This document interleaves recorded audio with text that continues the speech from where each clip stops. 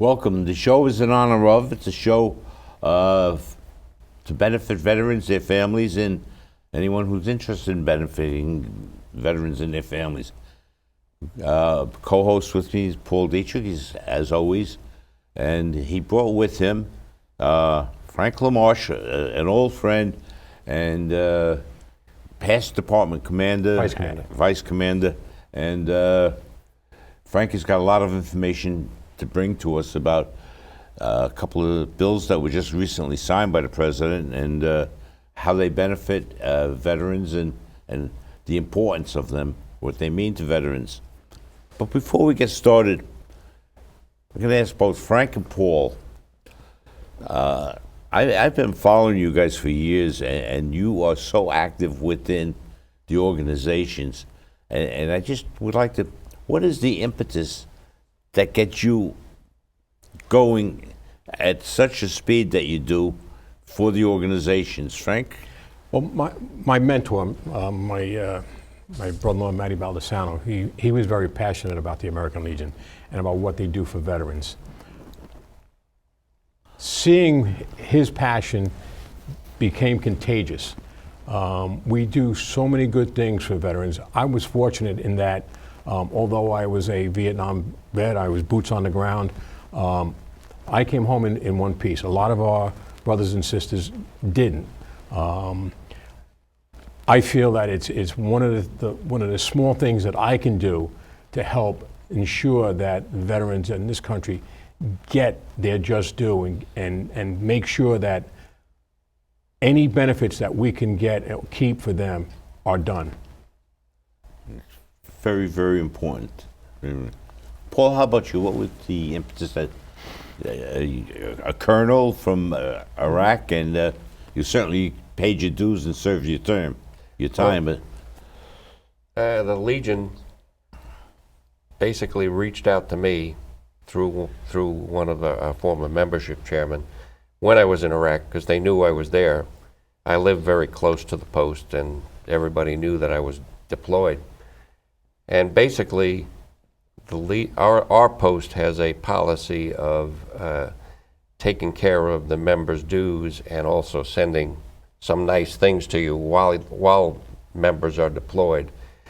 And packages are very nice coming from home. Anything, when you're over there, to break the monotony. I mean, you're either total monotony or you're totally scared. It goes from one to the other. Excuse the word, but that's the reality of it. And packages from home are very nice. So that was the initiation of myself. And then I was just about getting out of the service at that time after 35 years. So it was a way to continue on helping veterans. And that was my initiation into it. So, well, the amazing thing that I find with the Legion VFW is you have a voice in the organization.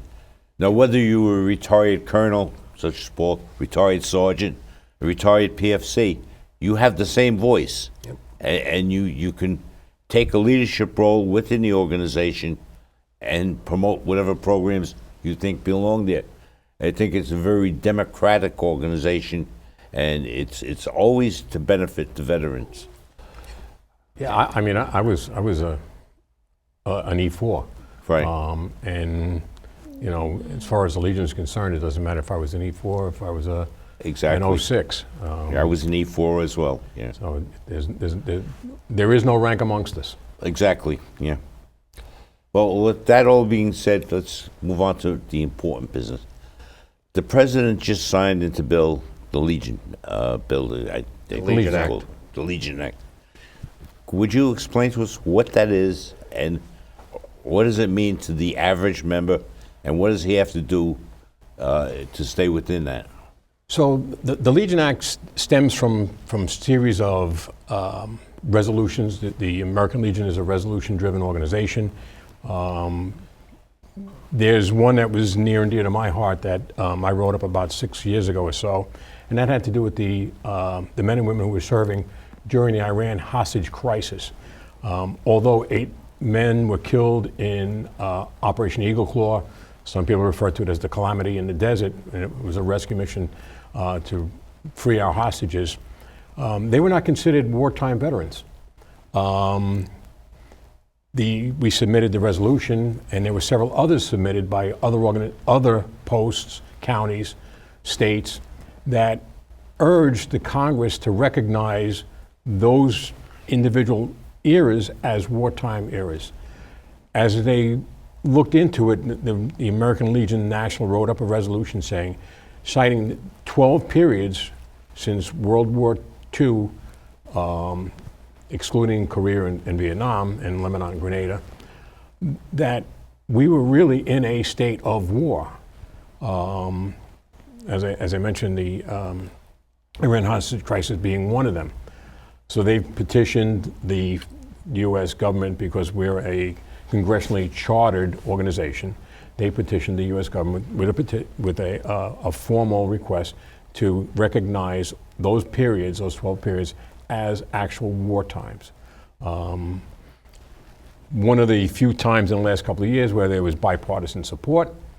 The bills were passed in the House and the Senate, and went to the president's desk for his signature. So now, in the past, in order to be a member of the American Legion, which is the largest veterans organization in the country, you had to have served during one of those periods of war. Now, anyone who served since December 7, 1941, up until the present time, is eligible for membership in the American Legion. And for example, there was a big period of time between the end of the Korean War, the official end of the Korean War, which still is going on, and Vietnam. So those veterans who served during that time period weren't eligible. After Vietnam, till Lebanon and Grenada, another big gap. So again, veterans that were not eligible for the Legion. Now all of those veterans are eligible to be card-carrying members of the American Legion. So it's an important item. I mean, one other conflict that was going on throughout that whole period was the Cold War. And you lost over 100 veterans during the Cold War when it kind of flared up and got hot. Right. And those were not considered wartime veterans, even though they died in service to their country. Yeah, actually, during these periods, these 12 specific periods, there was close to 800 service members, U.S. service members, that were actually killed in the line of duty. Yeah. So it wasn't like there was no risk. There was a lot of risk. There was also close to the same number of service members that were wounded or injured during that same time frame. So you've got about 1,600 service members that, although they either died in service or were injured in service, were not considered a wartime veteran. So we finally put that to rest. That's good. Were there any sizable groups that had been previously eliminated that can now get into the organizations? Well, as I mentioned, the Iran hostage crisis. Anybody during that, was it 1979 to I guess it was 81, right? The 444 days. All of those men and women that were in the service are now eligible. The Cold War is probably the biggest, right, or the largest window of opportunity for membership now. There were several others. There was the Bay of Pigs invasion. Cuba, yeah. The Cuban Missile Crisis. There's several. The Greek Civil War. We actually had boots on the ground in some of these conflicts. So there's a substantial number of them. Well, hopefully that it will enhance the numbers in the organizations, because we all know that numbers makes a difference. Oh, absolutely. When you're talking politically. Yeah.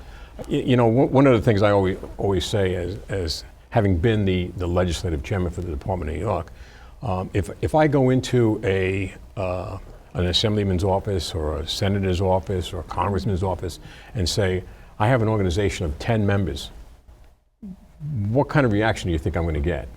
If I go into that office and say, I have an organization of 2.5 million members or 3 million members, and their spouses, members of the Legion family. You know, you're probably talking, and earlier you had mentioned a 15-to-1 ratio, right? Right. So now you're not talking, 2 million people, you're talking 30 million people. Yeah. That's a voice to be reckoned with, and Right. that's the important thing, is that, we need to have a strong organization so that we can continue to ensure that the veterans in this country get what they've earned by being in our armed services. Very, very, very important. That ratio is 15-to-1 that they use politically. 15-to-1 is the scope of influence. Your influence is 15 people within your family and friends, and all the same. Yep. The other thing I'd like to point out is that, in general, veterans tend to vote more than the general population. We realize the benefit of voting, the responsibility of voting. So in general, veterans tend to vote more, and the politicians know that. So it's important for them to pay attention to. One of the, I guess I'll say, intangibles in having these opportunities for additional membership is the fact that now you've got a much larger audience to tell them about or have them understand the Legion's programs and services and the things that we do.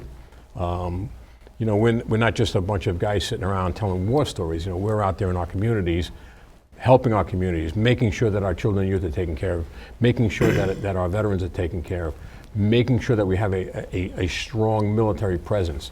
It's vitally important that now that we can draw upon those voices to get more and more people to understand exactly what our programs are.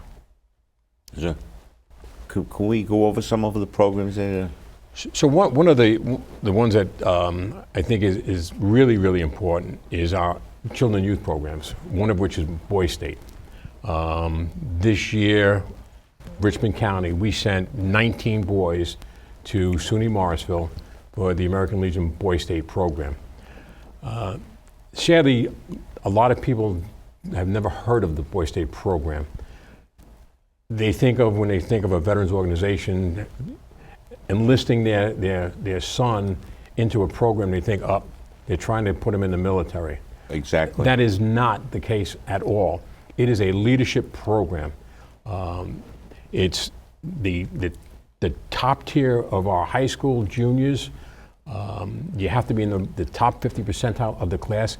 And when you see where some of these young men stand in their classes and what they accomplished this week in Boy State, it's an amazing, amazing program. They actually form a government, fashioned after our government, from the ground up. They do a newsletter, they do a band, and they do this all in a week's time. It's amazing what they can do, and I can't tell you how important it is to get these boys interested and involved in a program such as this. Paul, if you wanted to add something to that. And think about the people who've gone before that were involved in this program. Bill Clinton, for example, was a Boy Stater. These are all people who got their first introduction to the way the government works from being involved in this program.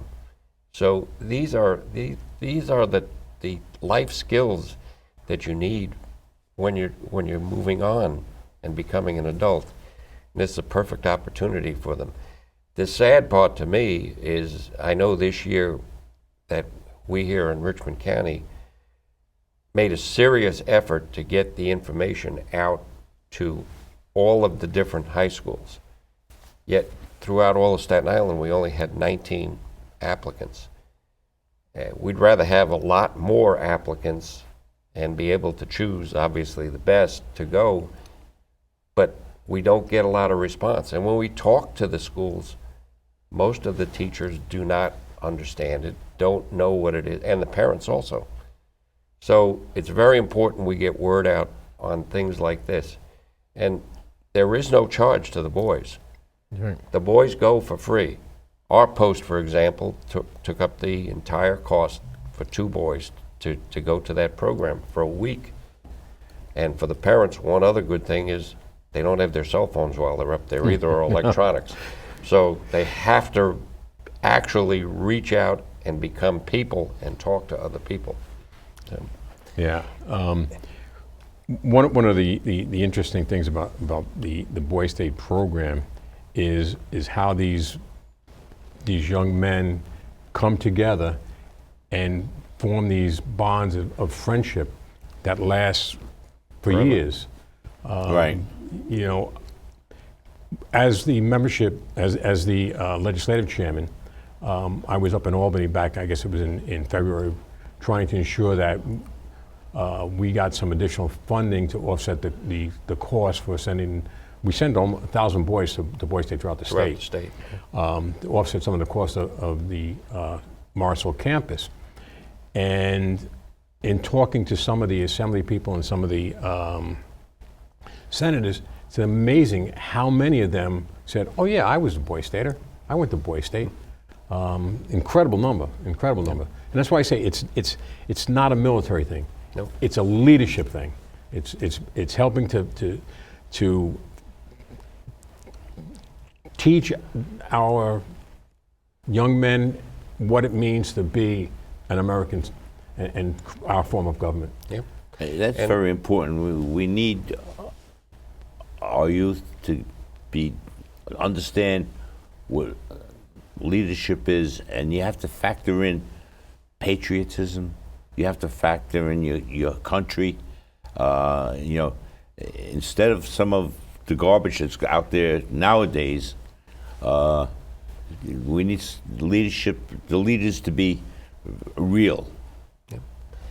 The other point of this too is that, yes, there is a girls' state, and that is run by the auxiliary.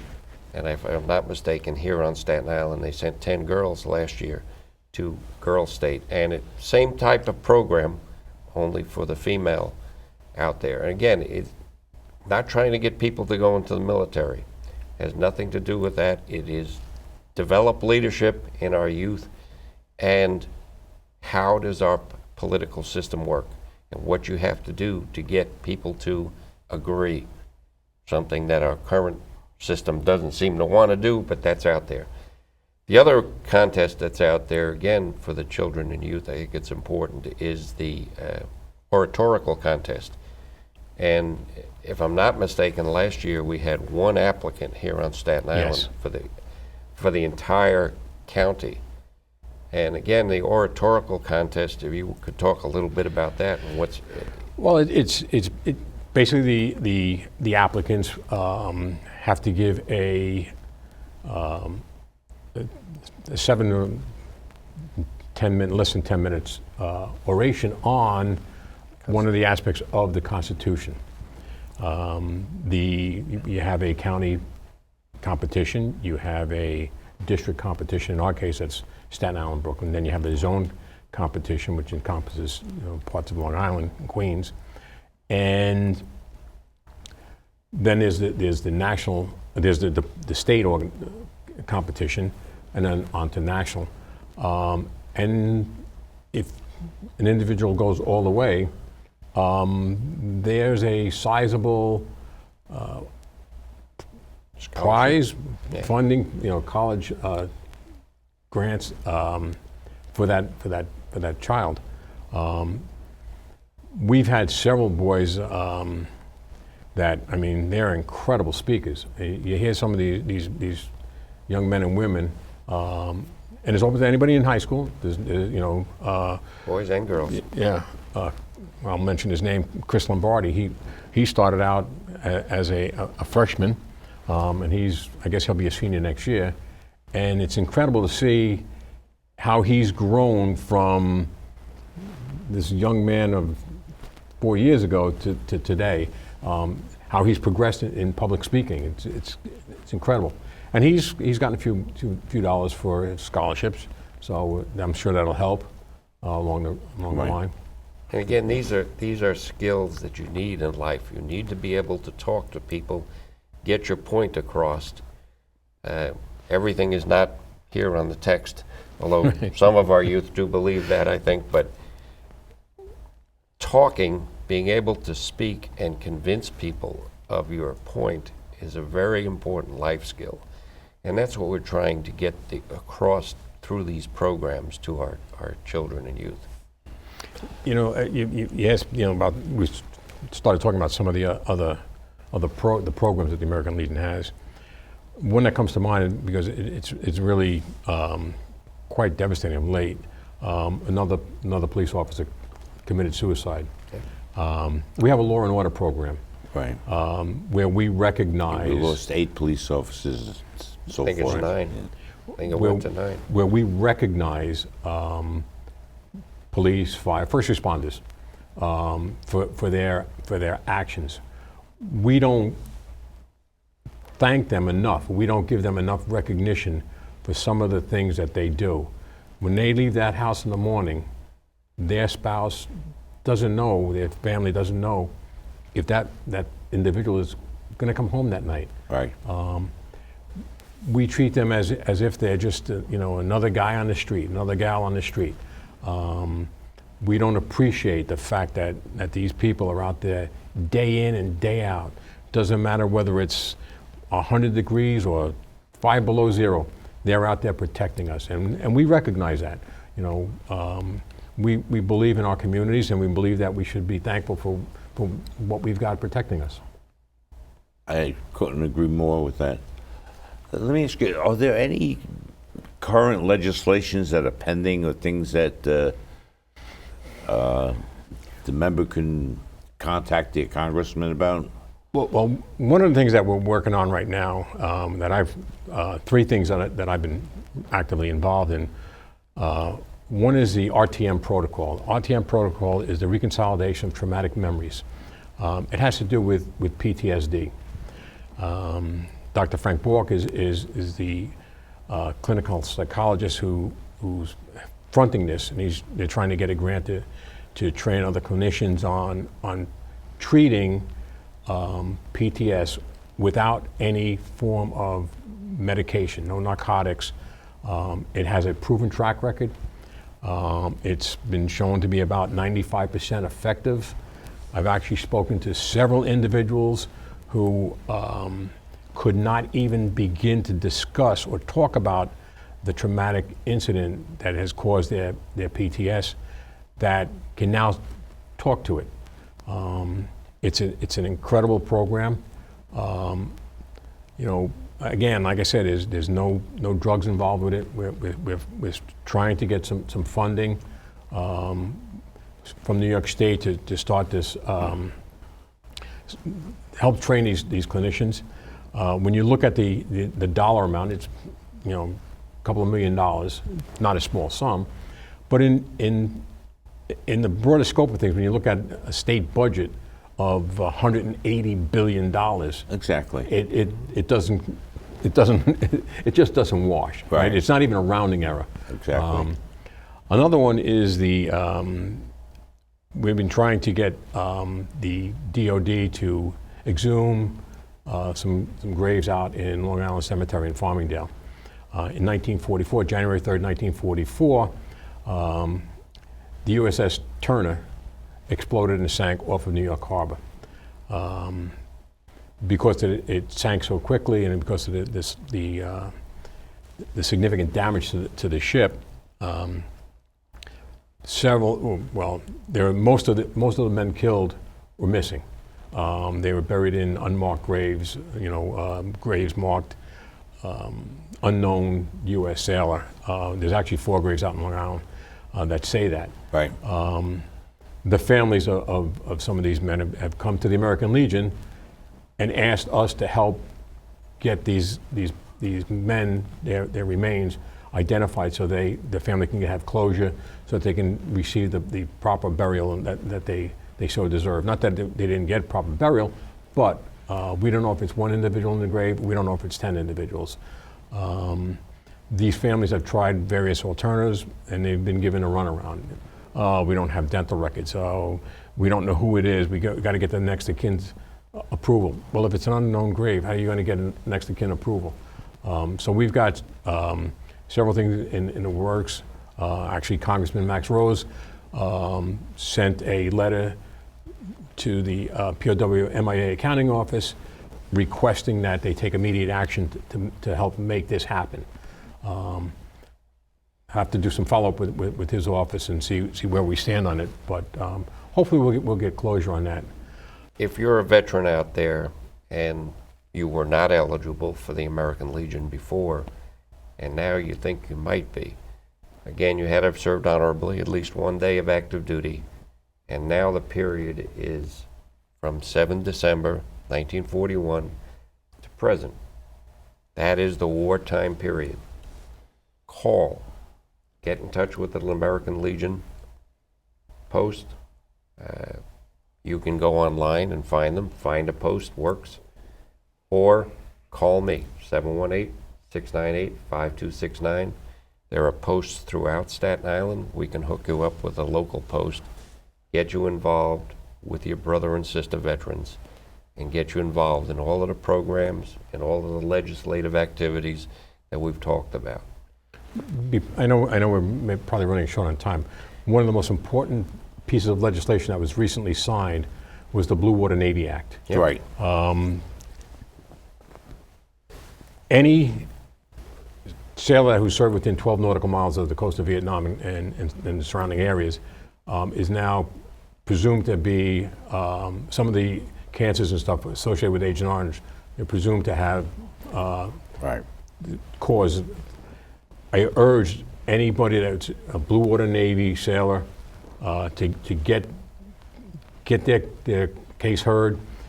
If there's a spouse out there whose husband died from one of these presumptive cancers or illnesses, contact the American Legion, contact the service officer, get your paperwork in, because that individual, that spouse may be eligible for benefits. It's vitally important that they get that done ASAP. That's right. And do it sooner than later. And remember, Absolutely. your claim goes from the day you submit it. So you need to get the claim in as soon as possible on the books with the VA so that you can move forward. And for those veterans that are still alive from that period, these presumptives mean that you will be taken care of by the VA now. Your medical treatment for those diseases is handled by the VA. Well, I want to thank you for watching in honor of. It's always our pleasure to bring information to you. And Frank, I want to thank you once again. Frank LaMarsh has been here so many times. It is a pleasure. And, Good luck in your brings campaign. update. Oh, thank you, thank you. That's right. Your campaign. You're running for. I am the leading candidate for Department Commander of the State of New York for American Legion. Beautiful. Congratulations. Thank you.